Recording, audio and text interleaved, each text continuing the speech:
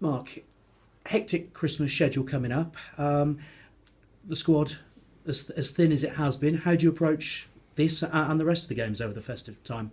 With great care and consideration, we have to make sure that we can get as many players onto the pitch over the 4 games in 9 or 10 days, whatever it is, that as many of those as we can, whether that means we have to wrap them up in cotton wool between the games and make sure they're ready and available for selection for the game. And in terms of the work you do in between, how key is that? I mean, is it just about recovery as much as anything? It's more tactical and recovery based than anything else. They don't need the training load really. It's just like I say, recovering from the games. The boys that have not played need a little bit of conditioning work from the top up so that they're ready if they come into the team. Speaking to Lee Collins earlier this week, he said it's a strange one because for most of the season it doesn't feel like you're a team who are bottom of the table. Does it sort of feel like that to you as well? I think when you have the really good run that we did, which what that has done has kept us in contact with the rest of the teams. You know, before that we could have been well out of touch, and we're not. We're now in a position where we're on level points and only goal difference keeping us, on the bottom. So if we hadn't have had that good run, we would have been in worse trouble. So that good run has enabled us to stay in contact. We've had a horrendous run of injuries and suspensions, which happens. We should have got a result at Grimsby with a real patched up team and 9 men in the second half. And everybody who saw the Luton game last week would tell you we should have got something there and deserved to get something. But when you're struggling, you're depleted, that sometimes doesn't happen. Now we have to hope and pray, slowly but surely we get the players that are injured that are instrumental to us, we have to get them back as quick as possible.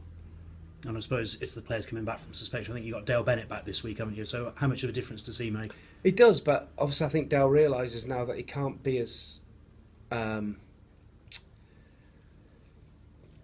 emotional as he is sometimes to lead to silly suspensions, because that hurt us. We can't do without, in this current situation, we can't do without Dale for 3 games, and we're asking to Kiana Marsh-Brown to play in an unaccustomed position because Dale's not fit. Dale's not available. So Dale obviously recognises now he's got to be a little bit more disciplined. Bizarrely, I saw a stat that said you've won more points than anyone else in the league from losing positions. I mean, that says something about Forest Green, doesn't it? Maybe you don't start games well enough, but also the spirit and the quality to get back into them. Yeah, and I fancied us last week to get something. 1-0 down, they're down to 10 men. Just missed a great chance from Doige. And then the second goal, calamity really kills it. But that happens sometimes, and we have to recover from that. The one thing I know is that we'll keep fighting to the end. And if you do that, you always have a chance of getting something. If it was away to Carlisle, we'd be talking about the journey you'd have to make up there. How can you make the journey they've got to make here an advantage? Well, I think we're precisely that. We have to try and start the game well and ask questions of them. They played. I went to watch the game the other night at Carlisle. I drove up and watched them. I thought they were really, really good against the League One team. But they've still played 90 minutes on a Tuesday night. I was praying it'd go to extra time, but it didn't. But we have to start the game really well and ask some questions of them and see if we can make that journey a problem. Because if you let them have the impetus and they start well, they won't be worried about the journey. Have you got anyone likely to come back from injury? Any of the sort of the 50-50s shaking off bumps and bruises? Not really.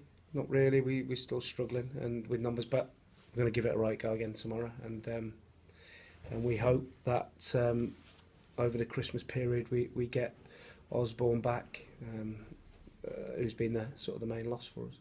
And obviously you've talked about changes in January, but I suppose it's important that as a team they don't wait until January, that they actually sort of, I suppose, make an impression now and gain some points for the club now. Well, I spoke to the players yesterday and said, look, it's just evolution that we have to bring players in January and just make sure that you're not one that's going to be replaced. I can't make that decision for them. I can't do that for them. They have to do that themselves by their performances on the pitch. And if they perform well on the pitch, then I don't replace them. Simple as that. And that's not me being negative, or that's just football, and it's not personal. It's just the way it is. If people are not performing, then we have to replace them.